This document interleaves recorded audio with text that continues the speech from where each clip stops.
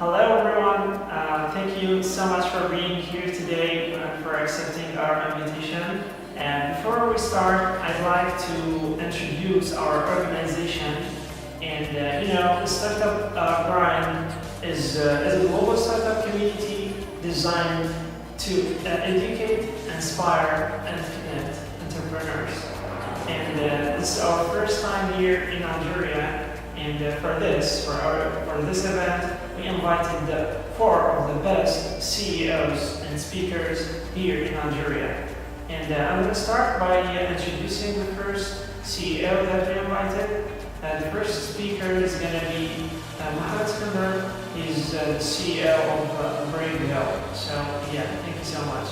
Hello, thank you very much for inviting me. And congratulations for this initiative.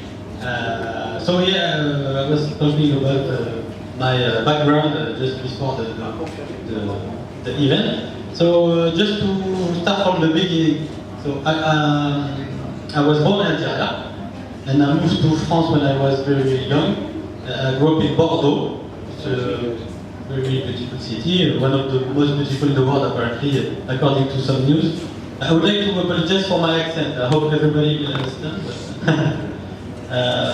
So I grew up in Bordeaux, and then I did a business school in France, EDHEC Business School, and I finished my studies in Sweden, in the Stockholm Business School, Stockholm School of Economics, and where I studied mostly finance and corporate strategy. After that, I start as an auditor in a advisory company, Ernst & Young, it's EY. So I worked many years as an auditor. It was very interesting because when I was in the business school, I was not very rigorous. I was not that good in being organized or rigorous. And thanks to this experience in audit, I learned many things about about methodology, how to organize work.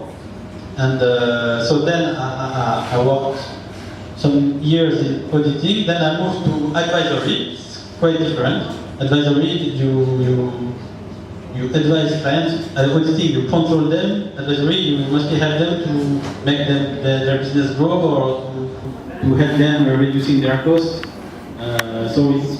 For me, it was more interesting. Then I moved to Geneva, where I joined BNP Paribas team in what we call the commodity finance. It's the financing of all transaction and investment linked to commodities. We work on oil and gas, soft commodities, steel, and it was mainly trade finance, but also project finance, about all the projects in many countries like Russia, Africa, to finance big projects around commodities. After that, I wanted to create my own company. It was something I had in mind because I was working for companies, and I started thinking about what I can do. Because when you want to start a business, sometimes you try to do something you don't know. It's something that is common for a new entrepreneur. And someone told me, why you don't start with something you do, naming advisory and consulting. So I said, yes, really. So finally I created my company, Braville, first in Switzerland. And after that, I had a big opportunity here in Algeria with my former employer, EY. We had a big project in Algeria for the central bank. So it was my real first experience here as a working experience, because I was coming on all vacation, and as you know, many Algerians from France. And I did some little job before when I was at EY, but the main job I had was this one with the central bank. It was about organizing the trading room of the central bank, because at this time oil revenues were growing, and Algeria, that used to be indebted country, was getting some foreign exchange reserves, so they had to structure a trading room to put this reserve on bonds, like US bonds or on some titles on different markets. So that was the big experience that helped me to set here in Algeria. And then I discovered that was a huge market for advisory. I started talking to some clients, to some people, and they told me you should create a company here in Algeria, because if you have a company abroad, you won't be able to get that much of market share here.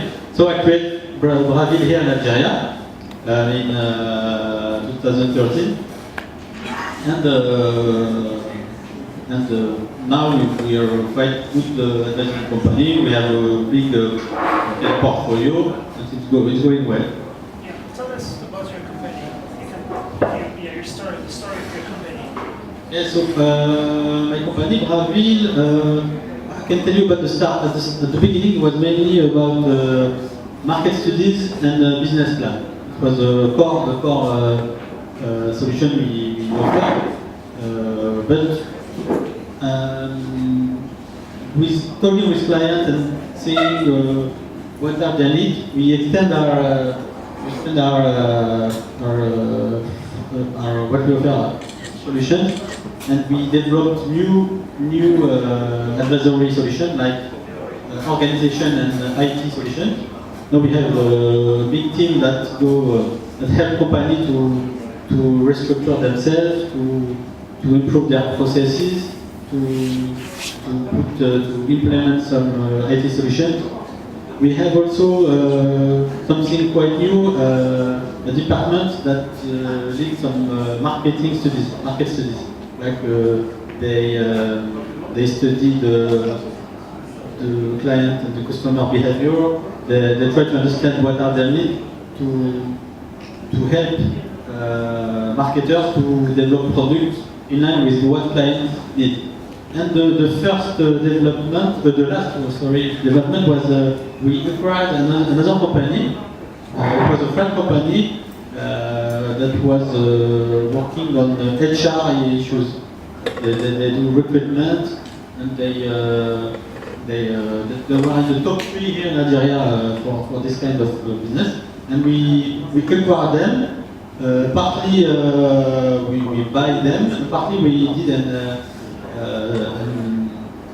shares exchange. Like they under the capital of Bravil. So it's the last challenge. It's to develop this offer about recruitment and HR. Last thing is that we triggered the new development is the internationalization of Bravil. So now we are totally in Algeria. The Swiss company still exists, but it's almost non-existent because our main business is here. But we opened subsidiaries in Mauritania a few months ago, because we have a big client from Mauritania who told us would like to take a lot of advisory at Bravil, but I would like you to be here with me. So we signed a contract with a local partner who had already a small consulting company, and we developed BH, Bravil, Mauritania in workshop. So I hope this is just the beginning, and that we can plan to develop in the whole this part of Africa, because for me it's something, for all young entrepreneurs, it's something we have to keep in mind. It's like this area is the influence area of Algeria. Like you have Mauritania, Mali, Niger, all these countries. We can and we should go there to discover if we can set there from the beginning. I mean, if someone starts his own business, he should quickly see some counterpart or something in these countries to discover more what happened there. I was talking with Sami here, and really this company is quite more mature, but it's already looking a lot at Africa. And I think this is something we should all think about. Yeah, so what about your future plans? Do you have any future plans? Yeah, but my plan, so First, I would like to keep on developing Brazil. We would like it to be in many countries, as I told you. So Africa it started. Maybe in Maghreb too, we had some contact with some people to set our brand here in Morocco and maybe Tunisia. It's something we try to work on. And outside of Brazil, I'm interested in some business. I would like also, because when you are in Nigeria, you discover that everything can work. So now I'm very interested in something new that is called circular economy. I don't know if you know that. It's like to develop some product and thinking about the end of life of this product. Like when you develop them, you think about their recycling. So I'm working now on some project that I will communicate on soon.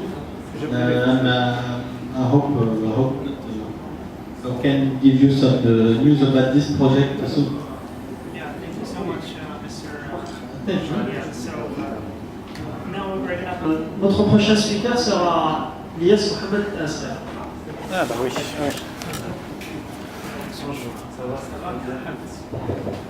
Alors, Ilyes Mohamed Asghar, vous êtes le fondateur et le CEO de Sky Training Aviation, ainsi que le fondateur d'Aeroclub, Soner.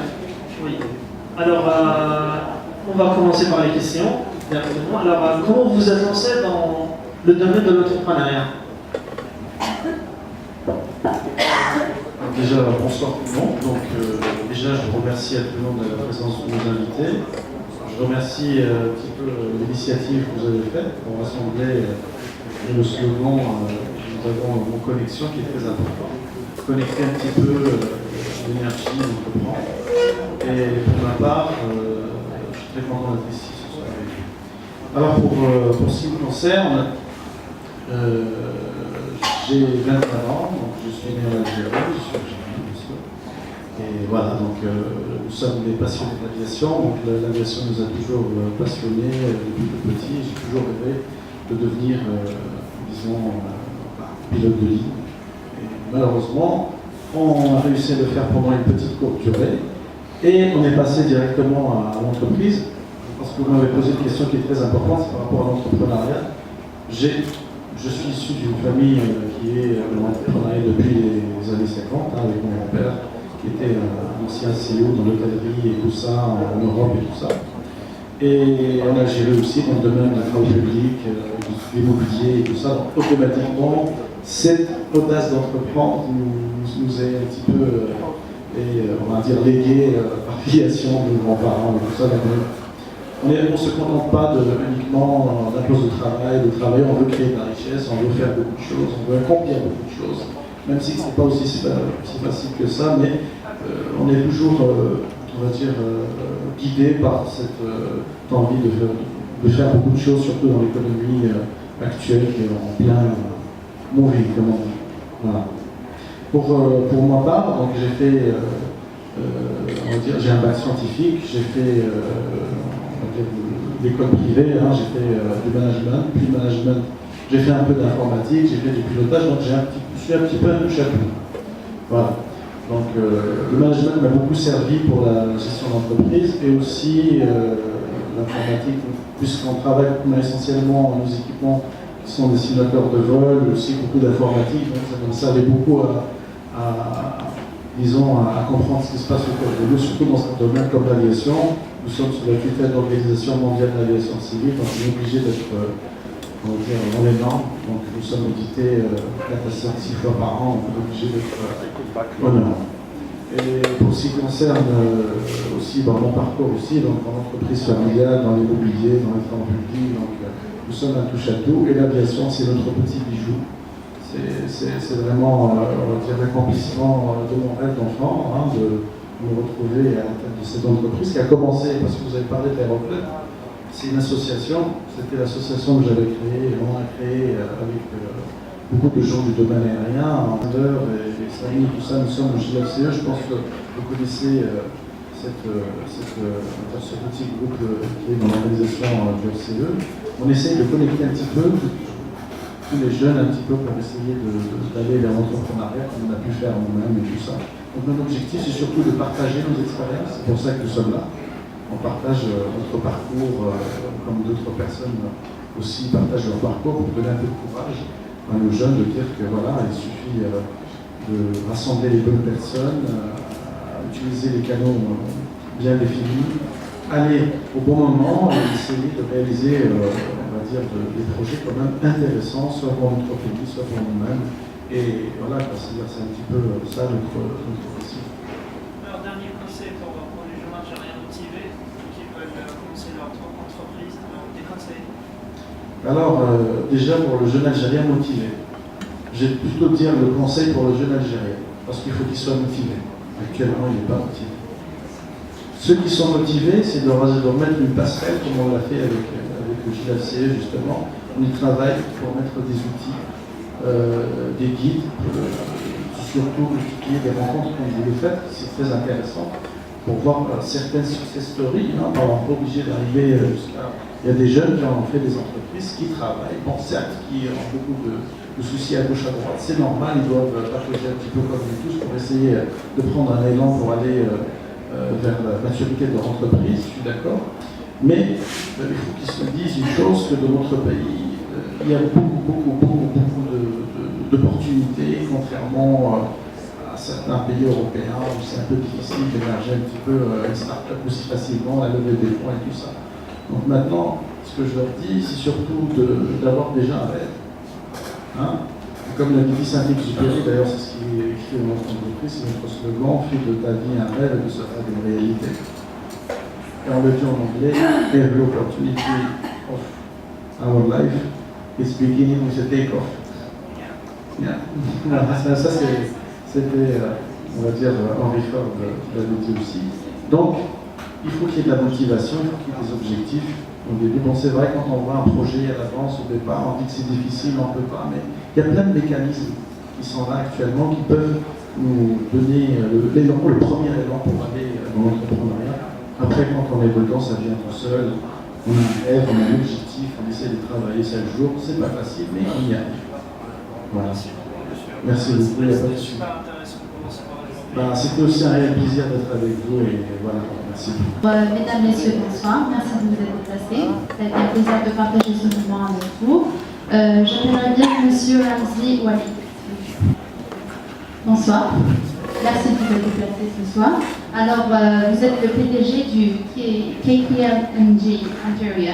Donc, je voudrais que vous introduisiez d'abord, vous présenter, puis nous parler un petit peu de votre parcours, vos expériences. Bonsoir tout le monde. D'abord, merci pour l'invitation. Je suis très content d'être parmi vous. Étant tous, on va dire, pratiquement de la même génération, ça me fait plaisir de pouvoir partager quelque chose avec vous. En fait, juste pour corriger un peu mon titre, donc je ne suis pas le PDG, je suis le PDG de KPMG en Algérie. Mais bon, dans notre métier, ce n'est pas la position sociale qui compte, c'est forcément les lignes métiers. Donc je vais commencer peut-être par me présenter brièvement sans trop tarder. Donc moi je suis Ramzi Walid, donc je suis on va dire en résumé un produit 100% algérien. Donc j'ai fait mes études ici, donc avec un petit parcours en France, mais sinon la majorité de mes études je les ai faites ici, Bac plus 6. Ensuite j'ai travaillé un peu dans ce qu'on appelle la Banque nationale d'Algérie, donc la BNA, j'étais à l'inspection générale. Ensuite, juste après, j'ai intégré KPMG. Et là, mine de rien, ça fait 12 ans que je suis chez KPMG. Maintenant, je passe à KPMG. Donc, KPMG, c'est un cabinet d'audit et de conseil. Donc, c'est ce qu'on appelle les Big Four à l'international. Donc, il y a 4 plus gros cabinets dans le monde. Bon, il y a d'autres cabinets qui sont aussi très performants et très importants comme Revry ou autre. Mais bon, il y a une certaine classification, on va dire, et ça s'appelle les Big Four. KPMG est un de ces 4 cabinets. Qui se démarque en Algérie parce qu'il a été le premier à être créé en Algérie, c'était en 2002. C'est passé d'un cabinet à taille moyenne à aujourd'hui un grand cabinet avec 120 salariés. Quand je dis salariés, c'est des experts, donc chacun dans son domaine. Les domaines d'intervention aujourd'hui chez KPMG, c'est l'audit, donc l'audit financier. C'est pas du commissariat au compte, mais c'est presque pareil, on va dire. C'est le conseil, donc toute la partie juridique, fiscale, et toute la partie conseil, ce qu'on appelle communément advisory, donc accompagnement pour les entreprises. d'entreprise, business plan, études de marché, organisation. C'est un peu, j'allais dire, identique à ce que disait Skanda tout à l'heure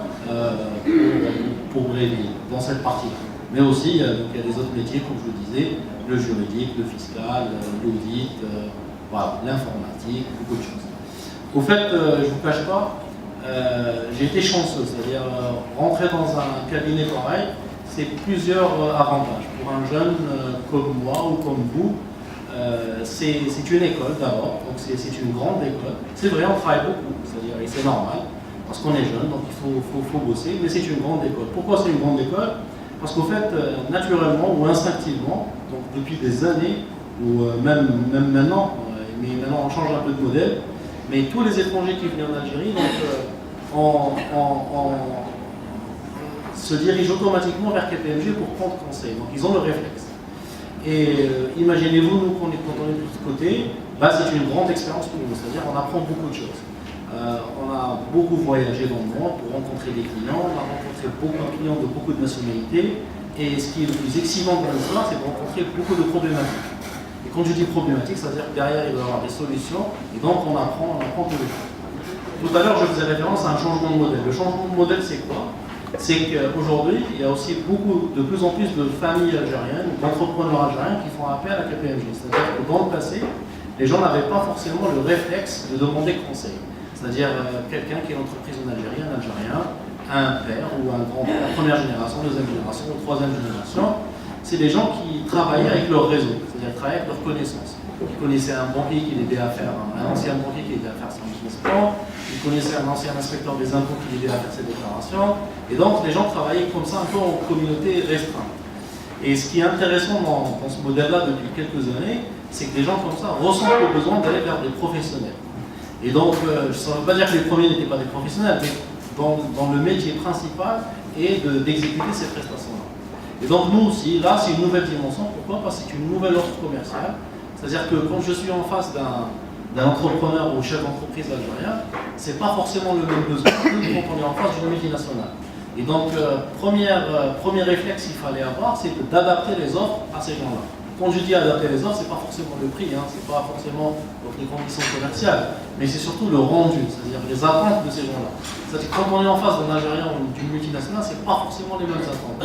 La multinationale est toujours dans un réflexe de remonter de l'information, remonter de la bonne information, une information juste, simple, claire et précise. Mais un Algérien, en plus de l'information qu'il souhaite, il souhaite du concret. Il souhaite une présence réelle, il souhaite du concret dans son activité. Et à ce moment-là, si on a compris ça, on peut réellement développer des relations commerciales ou du business avec des gens comme ça. Donc ça, c'est un volet. Le deuxième volet qui était très intéressant et qui est toujours intéressant pour moi, parce que j'adore mon métier, et c'est ce qui fait que je fais ça depuis 12 ans, c'est l'aspect humain. L'aspect humain, c'est quoi? C'est que dans des cabinets pareils, le modèle de recrutement se fait à travers des jeunes. En général, sauf exception bien sûr, mais il y a toujours des exceptions, mais la masse, le réflexe normal, c'est que le cabinet prend des jeunes sortis de promo, c'est-à-dire des jeunes diplômés, des majors de promo, qui rentrent chez KPMG et qui apprennent, les premières années de leur travail, c'est de l'apprentissage. Et à ce moment-là, ils se modelent au modèle KPMG. C'est quoi le modèle KPMG? C'est plein de formations en ligne, c'est plein de formations obligatoires, c'est plein de formations réseau. Quand je dis réseau, vous savez que KPMG, c'est un cabinet qui est installé dans 144 pays. Et dans chaque pays, il peut y avoir une multitude de bureaux. Et donc, il y a de grands échanges qui se font. Et donc, imaginez-vous quand vous êtes au milieu de tout ça, donc vous pouvez apprendre beaucoup de choses. Et c'est quelque chose d'extraordinaire. Donc voilà en gros un peu notre quotidien et ce qu'on fait chez KPMG. Merci. Juste une dernière question, si vous me permettez bien sûr. Je voudrais que vous me parliez de vos aspirations, de vos plans d'avenir. Voilà. Très bien. Comme aspiration, on va dire, moyen ou long terme, c'est toujours bien sûr de se maintenir, d'aller encore plus loin. Et quand je dis aller plus loin dans tous ses sens, c'est-à-dire dans le sens géographique du terme, c'est-à-dire essayer de s'exporter maintenant, aller comme le disait tout à l'heure brillamment Skanda, aller dans d'autres pays. C'est-à-dire aujourd'hui, ce capital d'expérience qu'on a acquis ici, il peut facilement s'exporter dans d'autres pays. C'est-à-dire qu'il faut oser y aller, dans des pays d'Afrique subsaharienne ou même dans d'autres pays en Europe ou autre, et faire profiter de notre expérience dans des marchés pareils. Donc aller plus loin dans ce sens-là. Ensuite, aller plus loin d'un point de vue intellectuel, on va dire, c'est d'essayer d'apprendre plus de domaines et aller sur de nouveaux horizons. Aujourd'hui, on parle tous de digitalisation de données, on parle de beaucoup de sujets qui arrivent en Algérie. Donc c'est l'occasion pour nous, jeunes, pour nous tous, donc d'aller sur de nouveaux horizons et de monter sur des trains pareils pour aller encore plus loin. Voilà, pour résumer les aspirations. Je vous remercie. Donc, on passera au prochain intervenant. Merci beaucoup. Bonne soirée. Voilà. C'est le CE Mohamed Sami Tegli, le PDG du groupe Tegli. Bonsoir. Alors, un entrepreneur est un mode de vie. S'il vous plaît, dites-nous comment était votre parcours dans l'entrepreneuriat. Bonsoir à tous. Je m'appelle Sami Agli, j'ai 39 ans et je suis directeur général du PDG. Du coup, ces grains-là qui sont aujourd'hui traités en trading et en logistique, ils sont transformés en première et toujours en deuxième transformation. Il y a un souci permanent, il y a toujours une question qui revient, comment peut-on créer de la valeur ajoutée avec un produit déjà là? Est-ce qu'on peut sur la base avec ce produit, est-ce que ce produit peut être une matière première à un autre produit? Ça, c'est une réflexion qui nous pousse un peu à réfléchir tout le temps à une intégration permanente. Des fois ça marche moins, mais en général, il y a toujours une maîtrise derrière.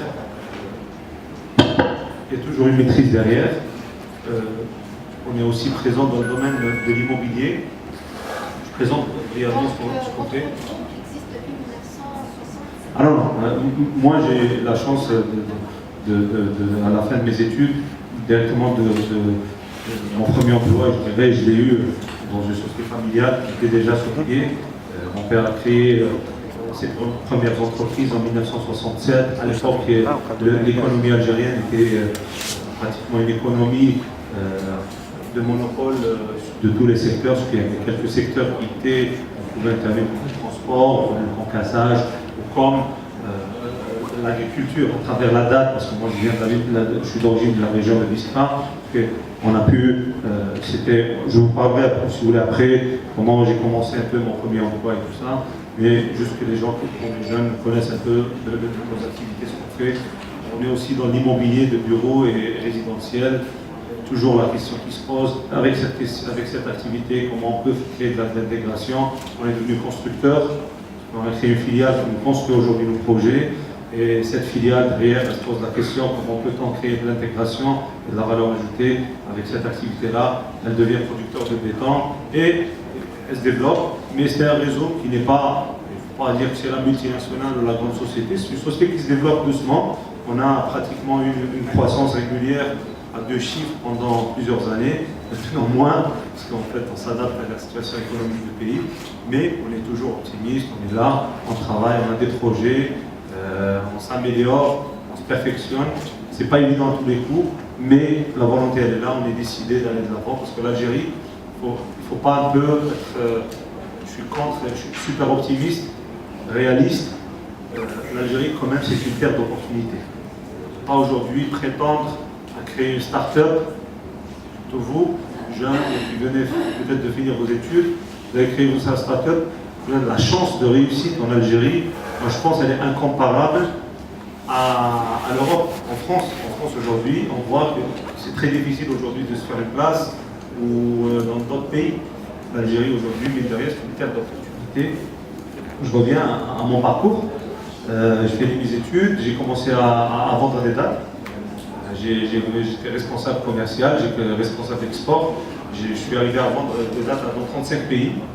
J'avais 24 ans, j'ai commencé à 23 ans, 24 ans.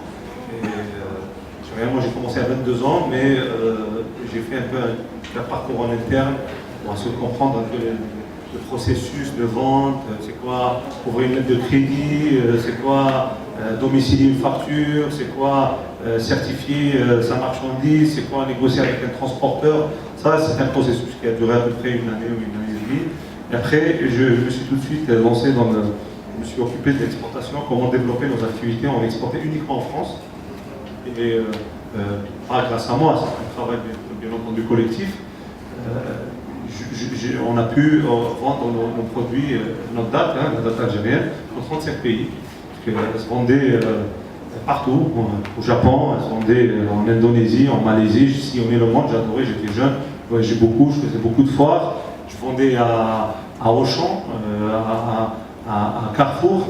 C'est une anecdote, j'aime bien la raconter à chaque fois. Au champ, la première fois, je suis parti vendre. Je suis rentré dans une salle grande comme ça. Une dame, une gentille dame, qui me recevait avec un grand sourire. Et elle avait son bureau sur une estrade. Une estrade de 50 cm. Et moi, à l'époque, j'étais moins grand que maintenant. J'étais grand quand même. Et elle me donnait une chaise. Je rentrais dans une chaise à peine. En fait, c'était psychologique. C'était dès qu'on rentre chez ces géants-là, tout de suite, on comprend que le message est clair, on est les chefs, on décide, on est les patrons, vous exécutez un peu ce qu'on dit. Après, c'est des modèles, ça forge un peu de l'expérience. Puis, de l'exportation, bien entendu, j'ai géré cette société, on l'a transformée, on l'a développé, deuxième site de production, des centres de tri dans le sud, après des stockages, puis des activités se développer, la minoterie est arrivée, l'ouverture du marché aussi nous a aidé beaucoup. Il y avait de la volonté politique et un soutien à la relance industrielle du privé. On a profité bien entendu pour tout investisseur de l'attribution de terrains, d'avantages fiscaux. On a développé un peu des activités. L'immobilier est arrivé en 2005. Moi-même, j'ai eu la chance de chapeauter tout le projet de développement et la création même de la filiale. Une filiale qui s'appelle Ta'mir Jazair aujourd'hui, qui est sur rail depuis 2005.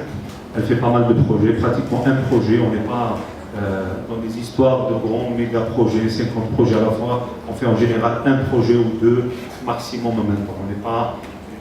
On veut aller vraiment doucement, on n'est pas pressé.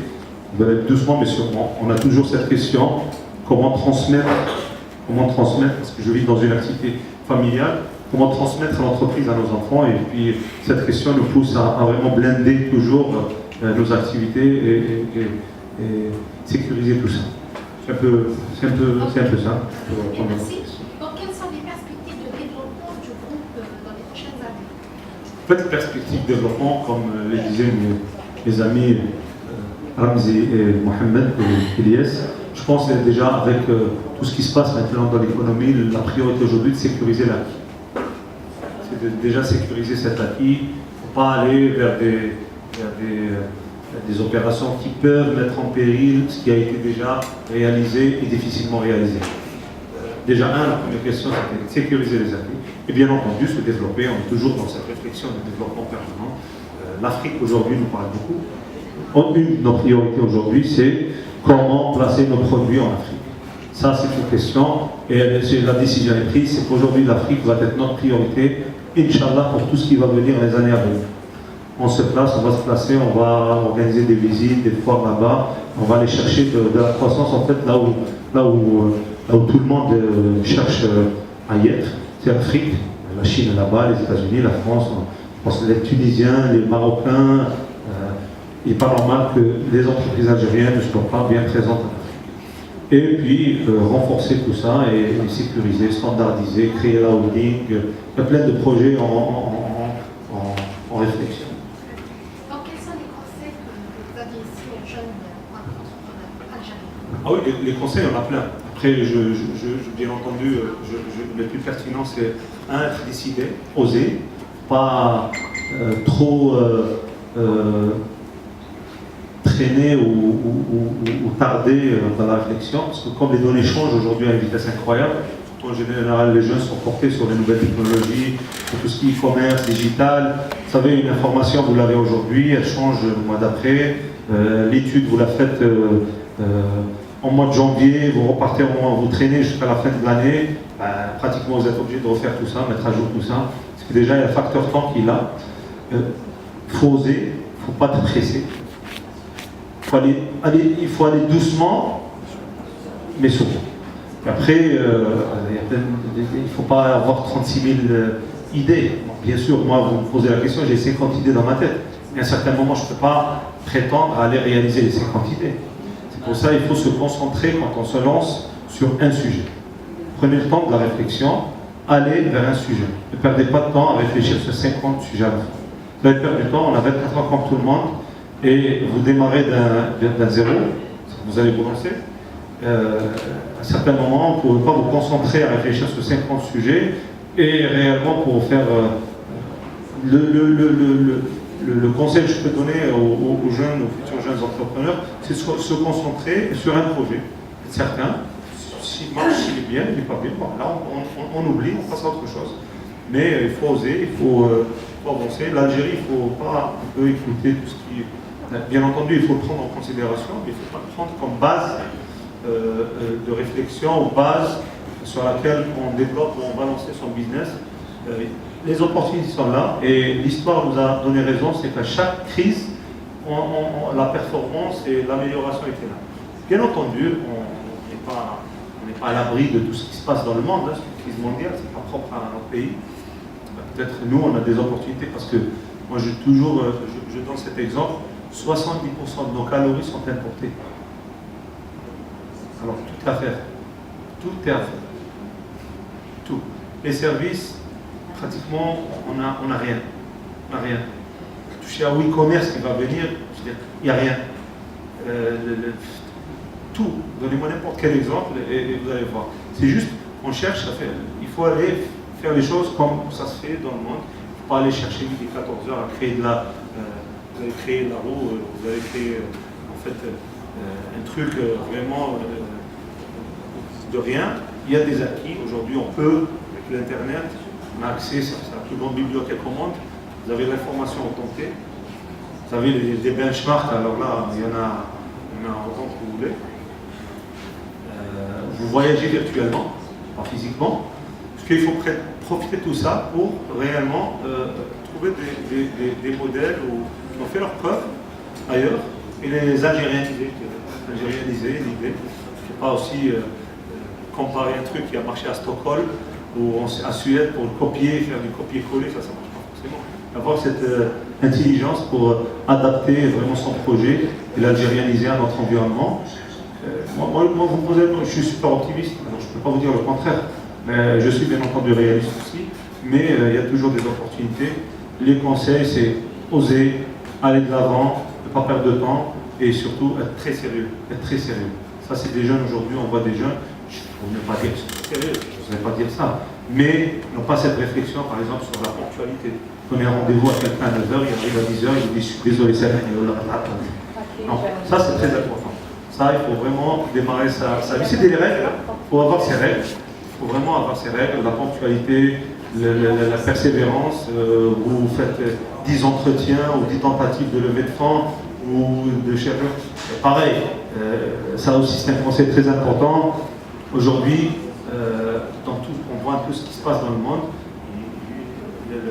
La manière de financer ces projets, pratiquement la manière classique d'aller vers la banque est devenue vraiment pas la solution pour lever des fonds.